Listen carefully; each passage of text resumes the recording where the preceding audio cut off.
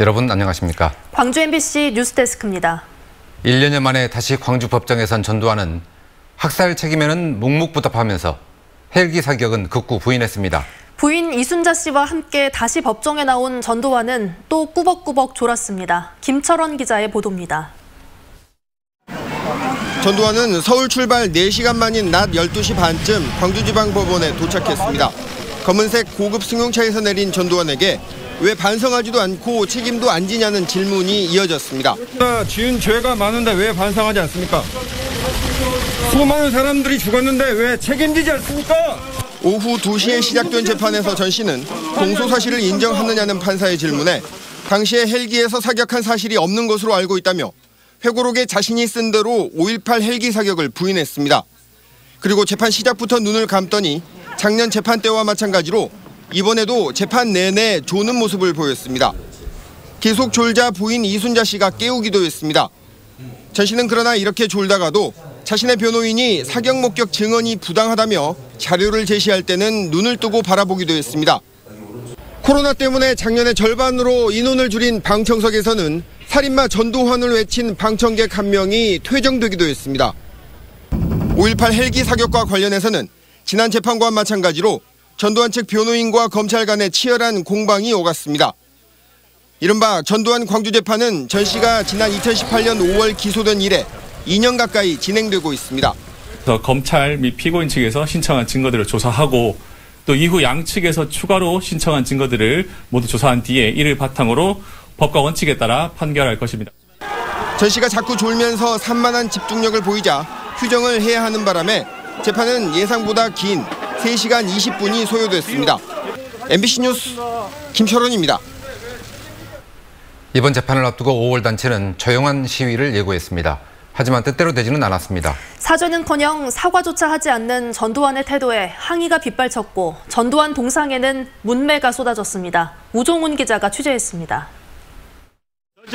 수형복을 입고 목에 오랏줄을 들은 전두환 씨의 동상이 광주지방법원 정문에 설치됩니다. 서울 광화문 광장에서 재판에 맞춰 광주로 옮겨왔는데 광주 시민들은 재판 전 전두환 단죄 동상을 대신 때리며 전 씨의 사죄와 구속을 촉구했습니다. 구속시켜야 돼. 이거 구속시켜야 돼. 구속. 반드시. 전 씨가 법원에 도착하기 전까진 피켓만 든 채 침묵 시위가 이어졌지만 이번에도 전 씨가 아무런 사죄의 말도 안 하고 법정으로 들어가자 곳곳에서 울분이 터져나왔습니다. 하얀 상복에 검은 마스크를 착용한 5월 단체 어머니들은 법원 진입을 막는 경찰과 대치하기도 했습니다. 학살 책임 인정하라! 사죄하라! 사죄하라! 사죄하라! 사죄하라! 재판이 진행되는 동안 법정 바깥에선 5월 단체와 청년 단체의 성명이 잇따랐습니다. 학살자인 전두환을 구속하고 처벌해야 하고 이번 재판이 역사의 심판입니다. 한때 보수 성향 단체와 5월 단체 사이에 고성이 오가며 긴장감도 감돌았습니다. 하지만 다행히 물리적인 충돌까지 이어지지는 않았습니다.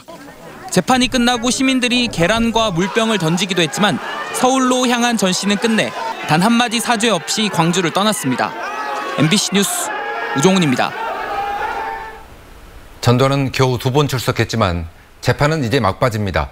앞으로 2차례 정도 공판이 더 열리고 나면 1심 판결이 내려질 걸로 보입니다. 이번 재판의 핵심 쟁점은 무엇이고 결론은 언제쯤 나올지 남궁욱 기자가 보도합니다. 전두환의 혐의는 사자 명예훼손, 헬기 사격을 증언한 고 조비오 신부를 파렴치한 거짓말쟁이라고 자신의 회고록에 썼다가 재판에 넘겨졌습니다. 형식은 명예훼손 재판이지만 내용상 핵심은 5.18 당시 헬기 사격 여부입니다. 당시 헬기 사격이 있었고 전 씨가 이를 알고도 회고록에 허위 사실을 적었을 경우 명예훼손죄가 성립하기 때문입니다. 진상을 규명해내기 위해서 이 대목이 대단히 중요한 것이어서 제가 이렇게 고소를 하게 되었는데요. 헬기 기총소사의 진범인 전두환에 대해서 재판이 올바로 이루어질 수 있도록 전두환은 일관되게 혐의를 부인하고 있습니다. 이번 재판에서도 전 씨는 만약 헬기 사격을 했다면 많은 사람들이 희생됐을 텐데 어떤 군인이 그런 무모한 짓을 했겠냐며 직접 헬기 사격을 부인했습니다. 전 씨 측 변호인도 헬기 사격은 없었다고 시종일관 주장했습니다. 반면 검찰은 전일 빌딩에서 발견된 헬기 탄원의 국가수 감정 결과와 국방부 특조위는 물론 다수 시민들의 증언을 바탕으로 전시 측의 논리에 맞섰습니다. 이제 재판부가 지난 1년여 동안 제시된 수많은 증언과 증거를 어떻게 받아들이느냐에 따라 유무죄 판단이 갈릴 것으로 보이는데 재판부는 검찰과 변호인 측이 신청한 증인신문을 6월 1일과 22일에 진행한 뒤 추가 기일을 정하기로 했습니다. 6월 이후에도 추가 증인신문이 이뤄지면 판결은 더 미뤄지고 그렇지 않으면 8월 중에 판결이 날 것으로 예상됩니다. 그 사이 전두환은 법원의 허가를 받으면 불출석 상태로 재판을 받을 수 있지만 선고 공판에는 다시 광주법정에 서야 합니다. MBC 뉴스 남궁욱입니다.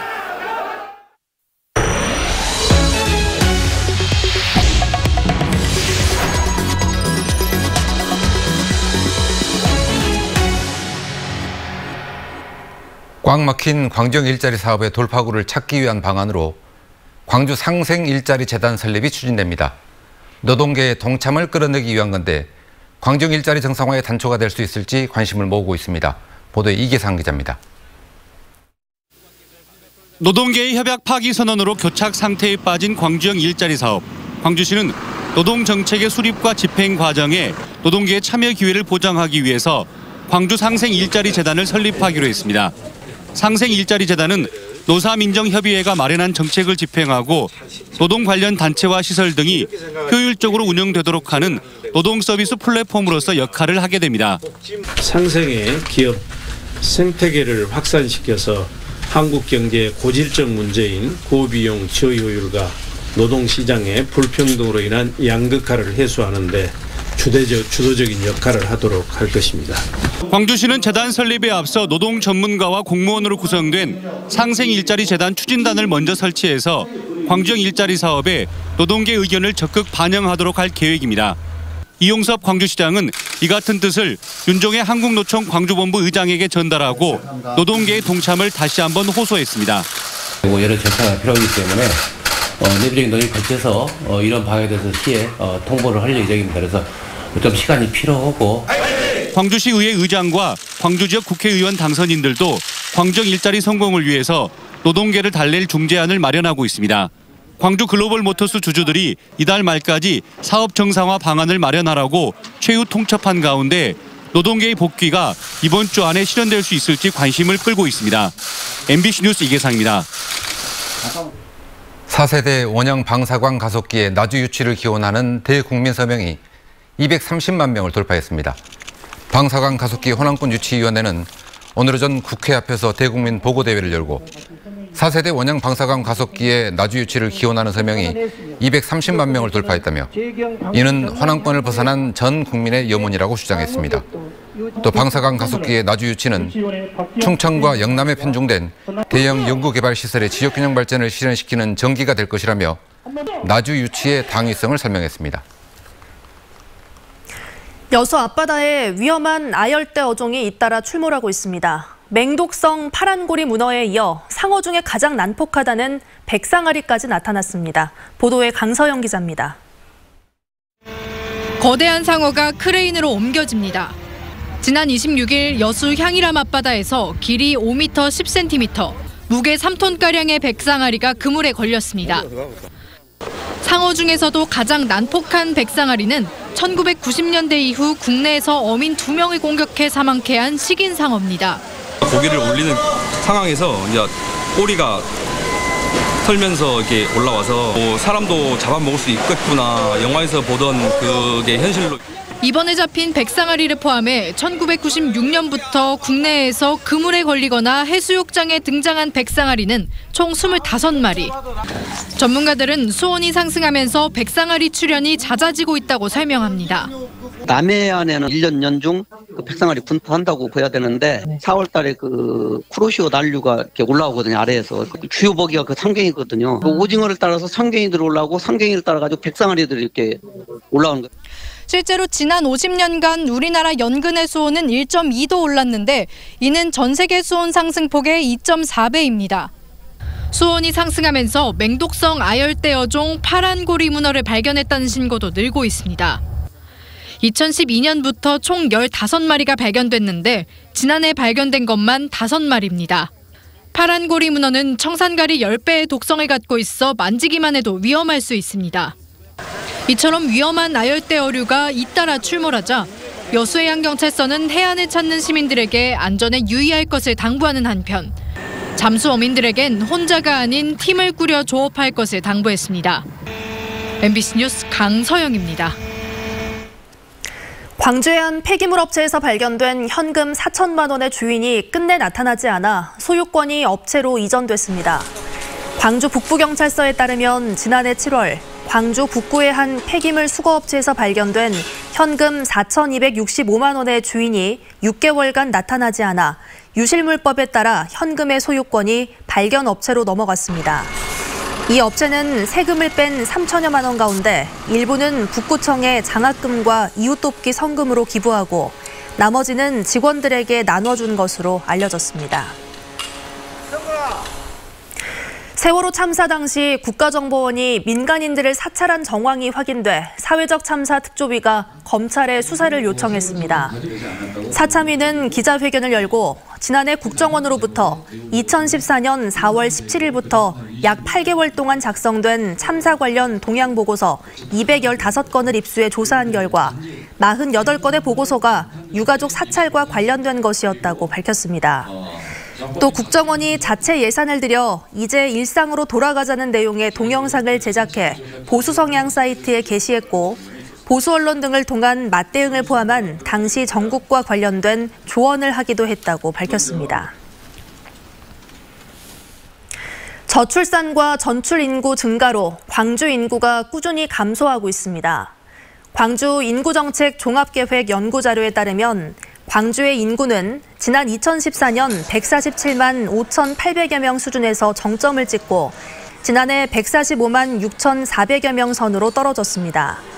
출생아 수는 지난 2012년 14,392명으로 정점을 찍고 지난해엔 8,400명으로 최저치를 기록했습니다. 광주 인구는 2011년까지 전입이 전출보다 많았지만 그 이후 역전돼 지난해에는 전출이 전입보다 3,875명 더 많았던 것으로 집계됐습니다. 올해 1분기 광주와 전남 지역의 땅값은 소폭 상승한 것으로 조사됐습니다. 국토교통부가 발표한 올해 1분기 전국 지가 변동률에 따르면 광주 지역의 지가 상승률은 1.09%로 전국 평균 상승률 0.92%보다 높았습니다. 전남 지역 역시 0.89% 상승했지만 전국 평균 상승률보다는 낮았습니다. 또 토지 거래량도 증가해 광주 지역은 지난해 같은 기간보다 52.8% 증가했고 전남 지역도 6.3% 늘었습니다.